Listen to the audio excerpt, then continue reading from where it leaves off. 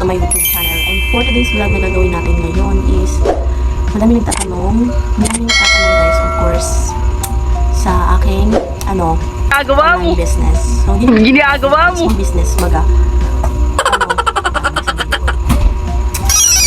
In this video, i-video ko lang o i-share ko sa inyo kung ano nga ba yung mga paano mag-process ng order sa Shopee. Wow! Ginagawa mo! Order. Ay, kung mag-order, sasabihin nito. Paano mag-process ng order or paano mag-arrange gamit yung cellphone. Kasi diba, most of small business, marami sa atin na walang laptop, walang printer na mahal kasi mga mga, diba? So ngayon, tuturo ko siya sa inyo, i-share ko sa inyo yung mga ginagamit ko.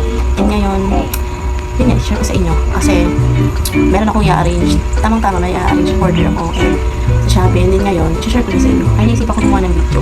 Ginagawa mo! So, ginagawa mo! Before we start muna, don't forget to like, share, and comment this video. And huwag mo yung kalimutan yung notification bell para updated ka sa mga bagong videos na i-upload natin. So, pasensya na kayo guys kasi ngayon lang ako ulit nakapag-vlog. Grabe. Busy kasi talaga. At saka isa pa, nakapanganak ko lang ngayon. Kaya ngayon na ulit ako. So, let's do it. Without further ado, let's get started. Talaga ba?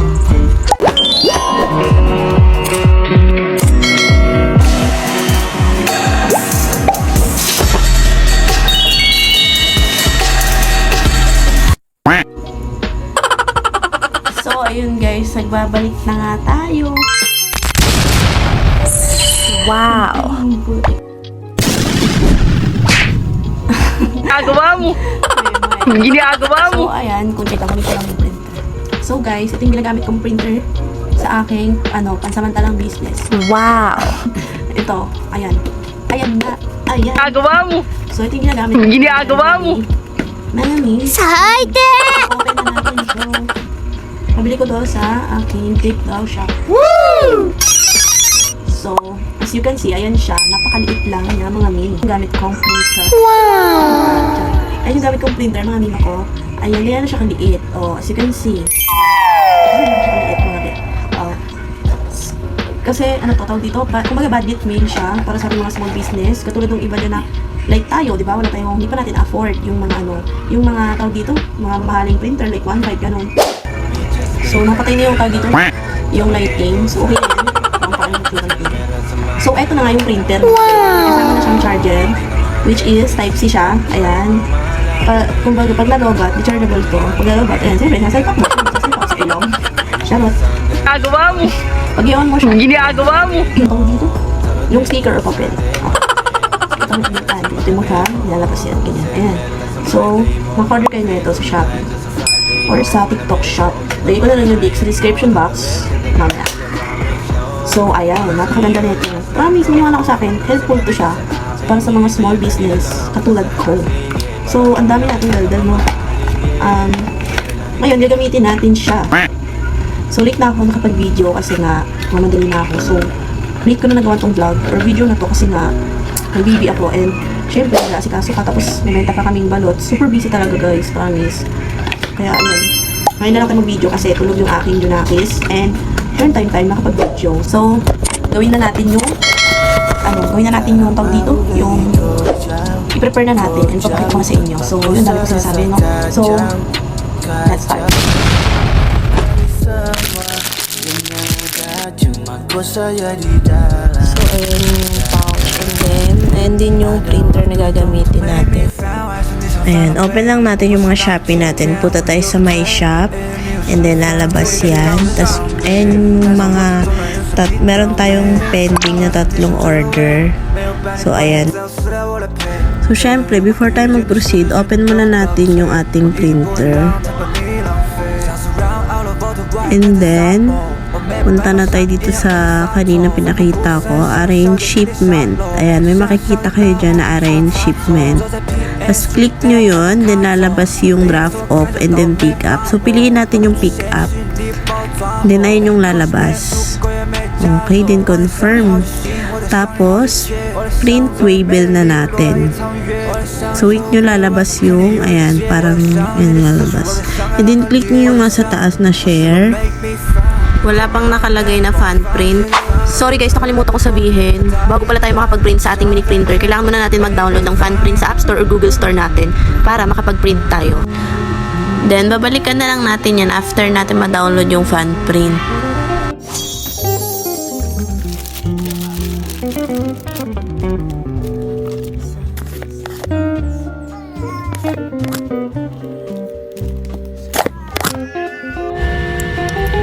So, ayan, okay na yung fan print na na-download natin galing sa App Store.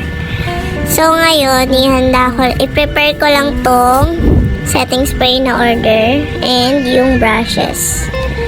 Tapos, may isa dyan na return na kasi yan. Pero, tapos ngayon, in-order na ulit. So, napack ko na kanina. So, ayan, proceed na tayo sa apps na fan print. Siyempre, magsisign in ka dyan. So, ginamit ko na lang yung aking Apple ID. Tapos, ayan. Finish nyo lang yan. Then ayan, pagtapos ng finish, nandito na tayo sa mismong pinaka-apps na fan print. So, click nyo lang yung mga lumalabas-labas din na got-it. Then yan, nilalabas. Then, pagtapos yan, open nyo yung Bluetooth nyo. So, after yan, lalabas ulit si Waybill. Then, click nyo yung nasa arrow na yan. And then, click the fan print. After nyan, mapupunta kayo dyan sa original text. Click nyo yan. And then, pindutin nyo yung nasa gilid na print. Then, click nyo muna yan. Kapag hindi pa naka-open yung Bluetooth nyo, ganyan yung lalabas. And then, print.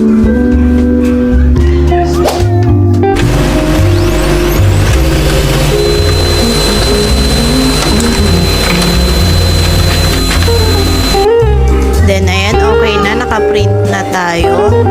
Then, ganun lang ulit yung gagawin natin sa susunod. So, balik lang tayo. Back lang natin. Then, click ko yung arrange shipment. Pick up ulit. Tapos, confirm. Tapos, wait lang natin. Lalabas ulit si Waybill. Pindutin nyo lang ulit yung share sa taas. Then, fan print. Lalabas din sa baba, and then original text ulit. Tapos, click lang ulit natin yung print doon sa gilid. And then, print.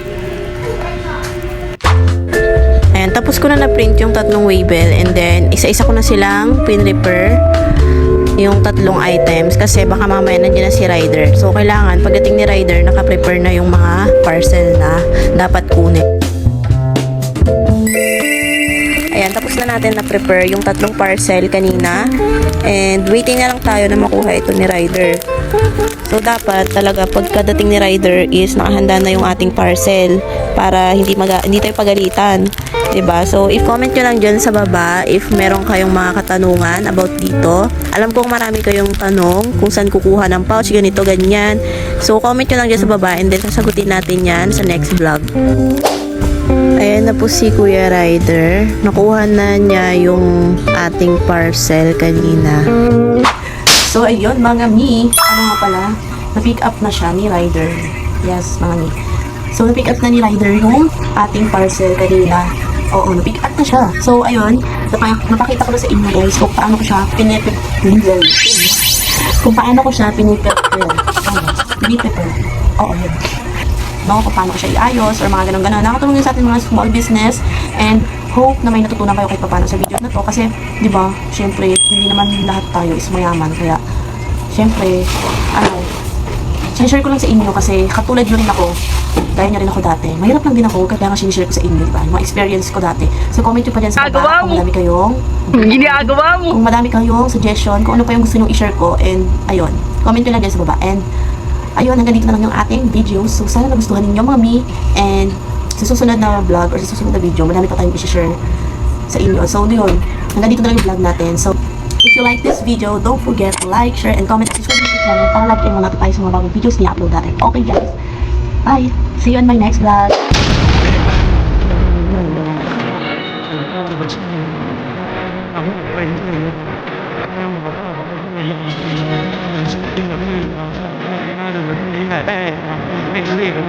Stay.